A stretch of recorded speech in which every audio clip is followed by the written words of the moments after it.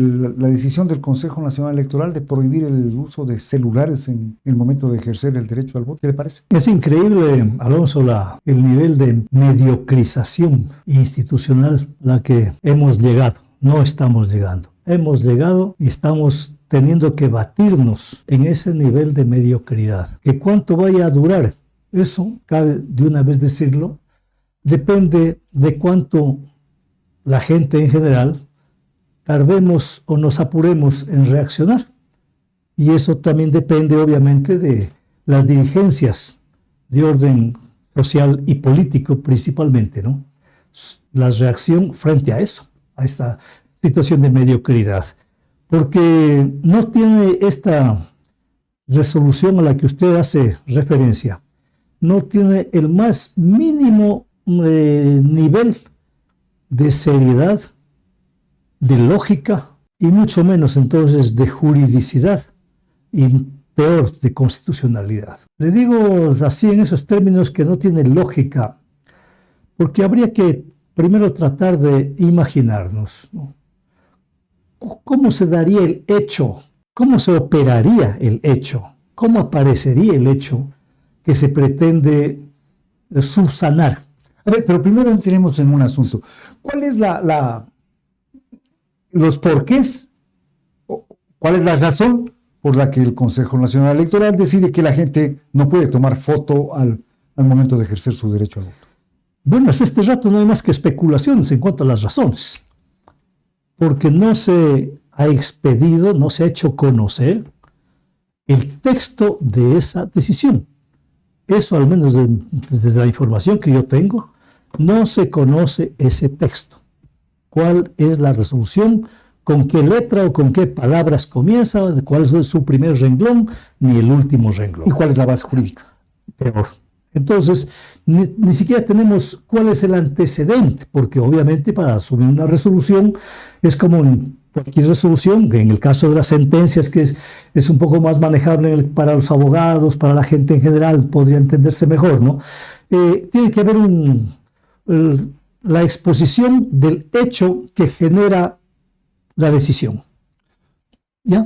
Entonces, ¿cuál fue el hecho que generó esta decisión? Dicen, yo estoy señalando lo que le he oído a la presidenta del tribunal, dicen que grupos, y al ministro, a uno de los ministros del gobierno, decían que los grupos de delincuencia organizada habían, en su proceso de extorsión, habían pedido a los votantes que para poder saber que realmente votan por quienes ellos les dicen, tienen que exhibir esa fotografía junto al voto dado para que de esa manera saber que están cumpliendo con la orden entregada. A partir de esa información dicen que entonces se origina y se elaboró esta decisión de prohibir que se lleve el teléfono en definitiva al momento del voto, ¿verdad? Así es.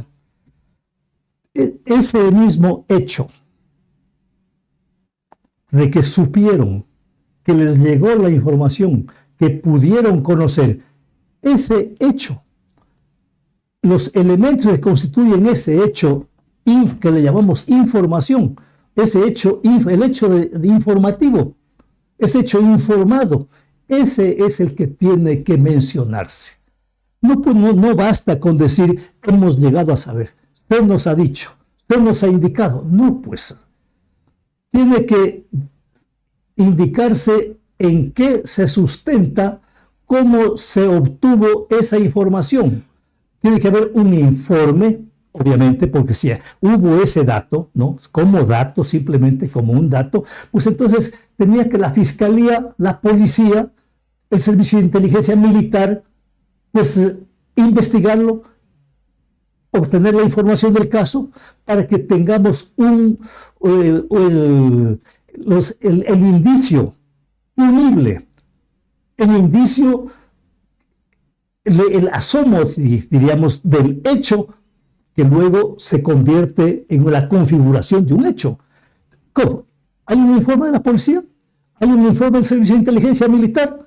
¿Hay algún militar que suscriba eso? ¿El señor ministro de Defensa suscribe eso? ¿El servicio militar de inteligencia militar suscribe eso? ¿Quién suscribe ese informe? Debería estar constando todo eso en los antecedentes. A eso voy. Entonces, eso sería el antecedente que resumiría, ¿no? Pero junto con ese informe tienen que señalarse los hechos de donde emanó. Es decir, como dice nuestro pueblo, cuándo, dónde y cómo. Ese es justamente. Eso es precisamente el hecho en el cual tiene que, digamos, el procedimiento, el origen de la decisión del acto administrativo tiene que conducirse y hay que conducirlo de esa manera. Hay que introducir en el expediente el antecedente que da lugar a la decisión, la investigación que se hizo, las constataciones que se pudo hacer, los nombres de quienes concurrieron a ello, porque no hay por qué se oculte que no se sabe quién. Aquí cayó del cielo, vino el viento y trajo eso, vino el Espíritu Santo y trajo eso, ¿no es cierto? Yo tengo entendido que para hacer cualquier denuncia hay que señalar con nombres y apellidos a quién se lo está denunciando. De eso hablamos. En esos hechos, entonces, obviamente, el informe que hay del policial o el servicio de inteligencia, el informe que presenta la fiscalía, tiene que recoger todo eso y mencionarlo allí. Y eso llevarlo a conocimiento del Tribunal, del Consejo Nacional Electoral. Y en conocimiento, ese informe en conocimiento del Consejo Electoral, entonces le va a servir para que los señores miembros del Consejo discutan el asunto, se relacionen el hecho con la ley, con la Constitución de la República, con las otras normativas que puedan tener, si es que las tienen, ¿no? Y que sean aplicables y toman la decisión. Pero hay cómo hacer cambios del reglamento ahora en el proceso electoral. Ese es otro de los elementos que reflejan la mediocridad, ¿no? Con la que se asume decisiones de esta índole, que se quiere sorprender y en alguna medida se sorprende a los incautos, porque en la humanidad pues siempre han habido, hay y seguirán habiendo incautos. Eso se origina en el nivel de desinformación que solemos tener los ciudadanos, ¿no? Eso es una deficiencia creo que se me está preguntando, que tiene que subsanarse, pues no. ¿Cómo es que el Consejo Electoral puede asumir la decisión en esas condiciones? Eso es el gran conflicto que no nos lo explican. Porque cualquier cambio en el reglamento, en el procedimiento, tenía que haberse hecho por lo menos un año antes, según lo que tengo entendido. Pues la ley expresamente dice que no se podrá modificar la normativa electoral en el año anterior al momento de las elecciones. Entonces, si las elecciones que ya comenzaron, claro, el proceso electoral que ya comenzó, ¿no? Cuya primera vuelta se dio el 9 de febrero, de ahí hasta un año atrás se podía hacer cambios, ¿no? De ahí a un año atrás ya no se podía hacer nada. Ya no se podía cambiar no nada. se podía reformar nada. O sea, el 9 de febrero del 2024. Eso, hasta ahí podría haberse hecho. Hasta antes del 9 de febrero del 24. Efectivamente, hasta antes del 9 de febrero del 2024 se pudo haber hecho cualquier reforma en la materia electoral.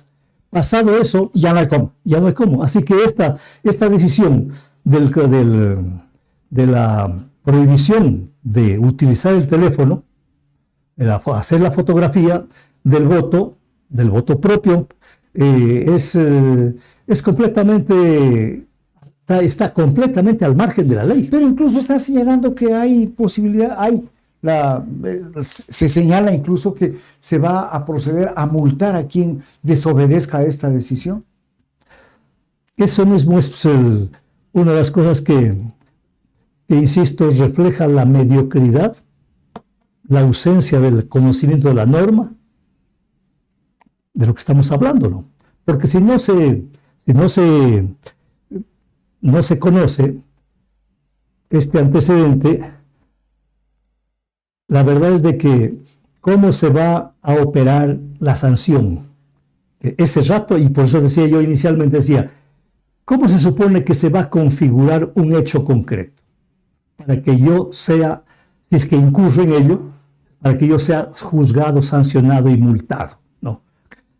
Yo llego presento en la junta, presento mi cédula, ¿no? Me entregan las papeletas. Los papeles, ¿no? Y paso tras del biombito, ¿no?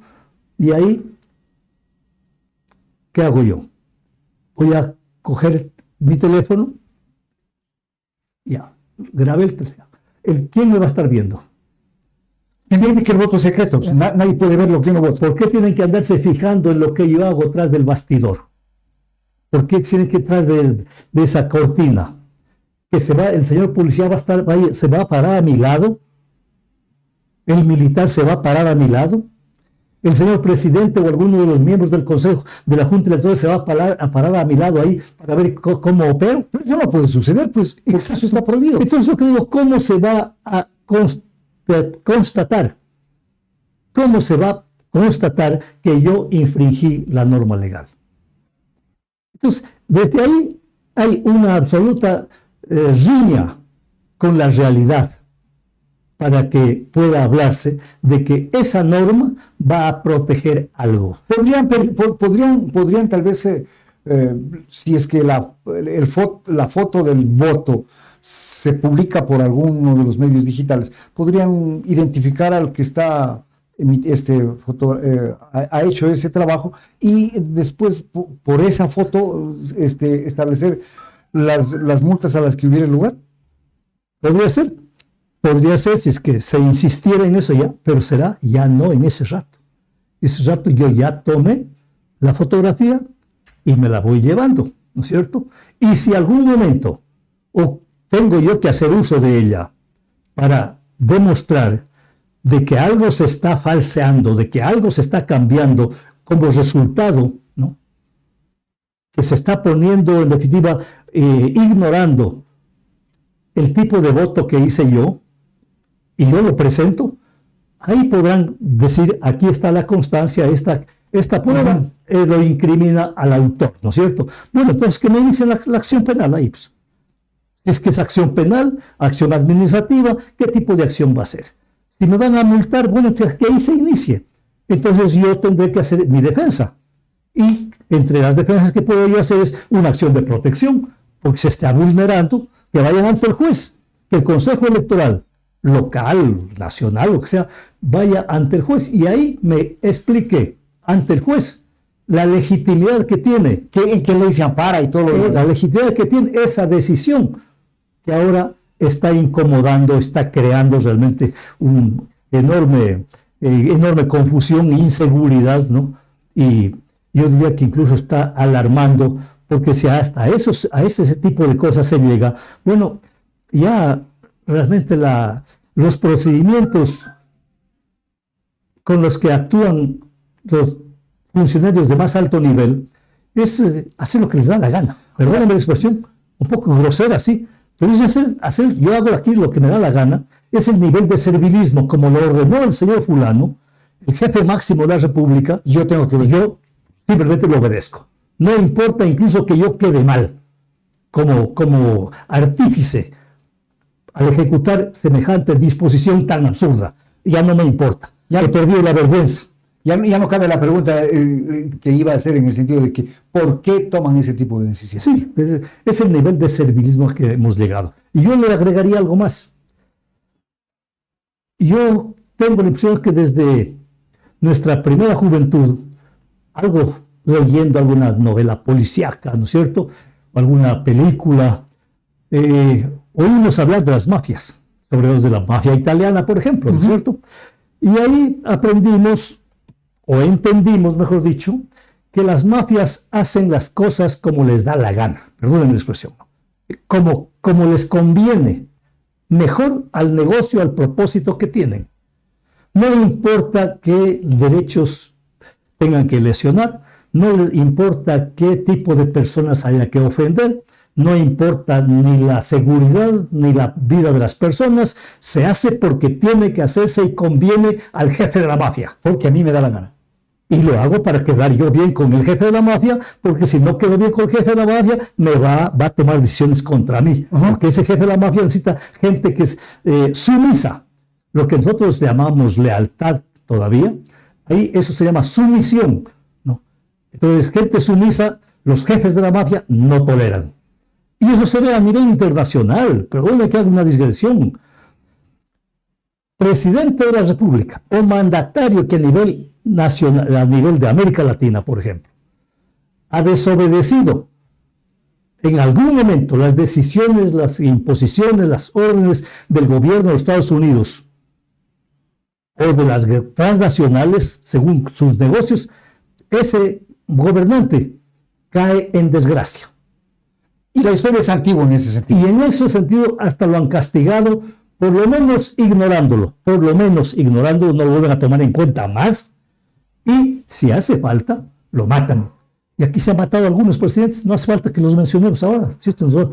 La gente sabe bien que en los propios Estados Unidos mataron presidentes de los Estados Unidos porque no se sometieron a las decisiones mafiosas que había, porque se aspiraba, sectores de importantes de la política norteamericana aspiraban a que la situación financiera, el capital financiero de Estados Unidos sea manejado desde una entidad pública, pero la banca privada norteamericana no permitía y no lo permitió, y los que lo intentaron, como el señor Kennedy, por ejemplo, también lo mandaron a matar por eso. La Reserva, acá es lo mismo. La Reserva Federal está conformada por los 8 bancos más importantes de los Estados Unidos. Entonces, mire usted, no por el gobierno. Acá ocurre lo mismo, ¿no?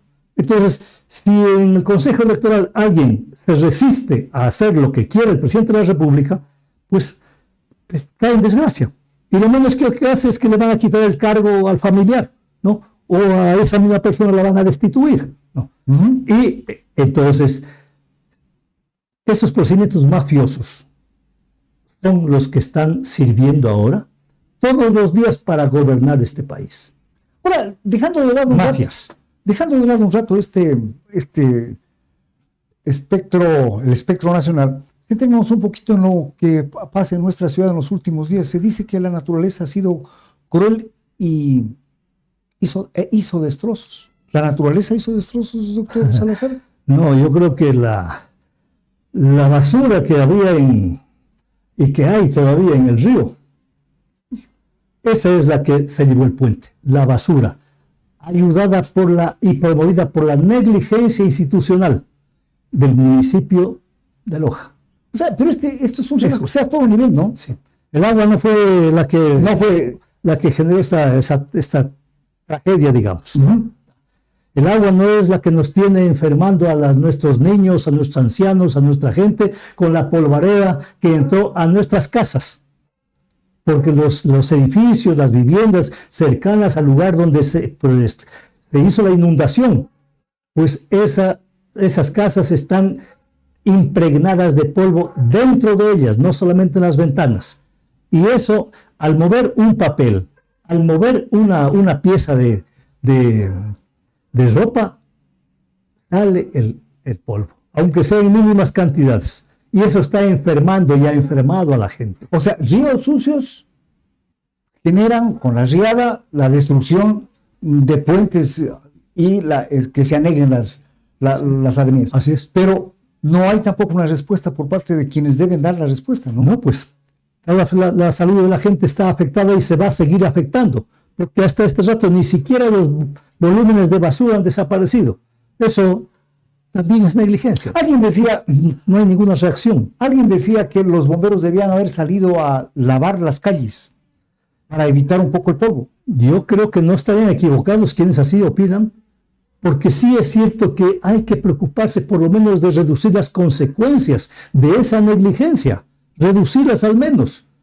Y la salud es un aspecto vital de esas consecuencias. Y debería hacerse una limpieza.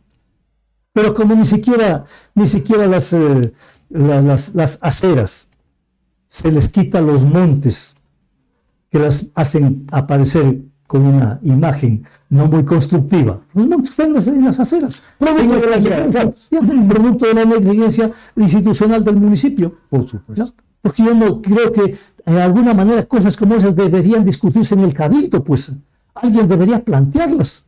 ¿Qué se va a hacer? porque Ha pasado una semana desde que la basura, como dice usted, se llevó el puente de la calle Imbau, pero ni siquiera todos los escombros se han logrado retirar. eso, o están esperando que aquí apliquemos ya a nivel local lo que el presidente de la República también está hablando, de que hay que traer un ejército de irregulares, ¿no?, para combatir a las mafias que no pueden ni los militares, ni la policía, ni la fiscalía, ni el presidente de la República reducirlas ni eliminarlas. Entonces aquí también, como no hay un servicio público de la municipalidad, no hay una burocracia ahí o gente preparada al efecto con ciertos niveles técnicos, en definitiva trabajadores para que lo hagan, entonces la ciudadanía tendremos que también alquilar algunos brigadas de gente que vaya a hacer las cosas que no hace el municipio, ¿no? Y claro, y veremos cómo se financia eso. El presidente de la República piensa financiarse con el presupuesto del Estado, con esos dineros que nunca llegan a los hospitales, que nunca llegan a las escuelas ya, ¿no? Sin embargo, sí hay para ese tipo de cosas, como el caso de las barcazas, ¿no? Acá también habrá que ver entonces cómo el municipio... ¿De dónde se saca la plata? Se saca la plata, ¿no? Eso, entonces, o la ciudadanía tendrá que ver cómo se saca la plata. Ahora, pero hay una esto es realmente de caricatura, este mundo que estamos viviendo. Ahora, hay una cuestión que es importante, ¿no? La inundación o riada, o como quieran llamarla, como se la quiera llamar, que anegó todo el trayecto del río Malacatos hasta Sauces Norte y aguas abajo inclusive, generó daños, y daños cuantiosos en pequeños, en medianos y en grandes negocios. Esas pérdidas, ¿quién las asume? Por lo pronto los dueños, pero ¿quiénes les reconoce a ellos lo que acaban de pasar? Y como usted señala, este proceso es producto de la negligencia. De acuerdo con la ley, habría que ir pensando en que algún rato hay que proponer las acciones al nivel de la repetición, como dice la ley. Pero quienes primero tienen que responder por esos daños son las autoridades municipales. Los ciudadanos, independientemente de cuál es el volumen del perjuicio que ha recibido, podría demandar al municipio para que le haga la reposición material, económica, de lo que ha perdido, ¿no? Y el municipio, luego de atender eso, podría repetir contra el funcionario o los funcionarios que así perjudicaron a la ciudadanía con su negligencia, que ellos de sus bienes, de su capacidad económica, satisfagan el perjuicio que tuvo el municipio al tener que resarcir los perjuicios de la ciudadanía. Pero claro, eso es una cosa que diríamos, pero eso no va a ocurrir nunca. Bueno, nunca se ha intentado. Es la otra parte también. Nunca se ha intentado, pero que sí podría intentarse. Y que sería bueno repetirles a quienes están generando esta negligencia que no están libres. Todo depende de que, siendo un perjuicio más o menos significativo, haya el coraje y la inteligencia de proponer la acción correspondiente. Y va a ver cómo eso sí golpearía la enfermedad esta que nos está consumiendo, que se llama, todavía en buenos términos, negligencia, pero que es en definitiva la madre, pues diría yo, o la hermana mayor de la mediocridad. Porque eso es lo que estamos viendo, un nivel de mediocridad que realmente alarma pensar que en esa mediocridad ambiental, que ese nivel de mediocridad, en ese medio social de mediocridad, se van a desenvolver nuestros hijos y nuestros nietos. Y hay un nivel de indolencia también, al parecer, ¿no? Dicen, como no es conmigo, no pasa nada. Pero claro, si no hay reclamos de ninguna índole, mire que en la educación deberían haber sectores del magisterio que hablaran de cómo el deterioro de la educación, en base a reformas ocasionadas mediante reformas educativas, hechas desde el exterior, por gentes que les interesa mediocrizar la sociedad, que esas reformas educativas han ido 10, 20, 30, 40 años hasta acá, produciendo lo que hoy tenemos. La mediocridad va generando un nivel de insensibilidad social, de no entendimiento y desentendimiento, y no entendimiento de lo que está pasando y las consecuencias que eso tiene, y cómo nos afecta a nosotros mismos, aún antes de que desaparezcamos de... Cuando oigo este tipo de análisis y uno comienza a pensar y dice, bueno, ¿qué va a pasar? ¿Hacia dónde vamos? ¿Va a haber posibilidades de cambiar o qué? Ya, pero permítame que señale no solamente el problema de los educadores, que deberían decir algo sobre educación, también tenemos otras entidades gremiales. Le interrumpo un segundito. Franklin Armijos, siempre es un placer escuchar la voz de alguien verdaderamente comprometido con las luchas y esperanzas del pueblo. Saludos desde Londres y nos apoya con $5 al super chat. Síganlo haciendo, compañeros, que eso nos ayuda para seguir manteniendo este espacio de comunicación. Gracias. Bueno, entonces yo entiendo que ahí tenemos los gremios, las dirigencias sindicales, las dirigencias estudiantiles, las universidades, las facultades de jurisprudencia que decíamos antes, no sé cómo se llaman ahora, ¿no? Pero en todo caso son escuelas de derecho, me imagino, ¿no? También deberían. Las autoridades universitarias también deberían pronunciarse frente a cuestiones como estas. No pueden quedarse en el silencio y en algunos casos invitando a ese tipo de gentes a otorgarles diplomas, otorgarles doctorados, condecoraciones, doctorados honoris causa, ¿no? Entonces, eso no puede seguir siendo. Tiene que volver a verse el compromiso con la sociedad, orientándola, dándole opiniones con pronunciamientos oportunos y con la correspondiente energía, hasta para rescatar el lenguaje que se viene ahora deteriorando en los actos políticos. Discúlpeme que agregue, porque por esa no pronunciamiento, esa no defensa del lenguaje, tuvimos ahí un concurso, un debate de los candidatos, de 16 candidatos, con expresiones verdaderamente inaceptables, con expresiones del bajo mundo, ¿no? Como la mejor forma de calificar sus puntos de vista respecto a la sociedad. No, pues, un lenguaje de prostíbulo, así no puede seguir las cosas. Tenemos que reconocer en nosotros mismos la tarea de corregir eso.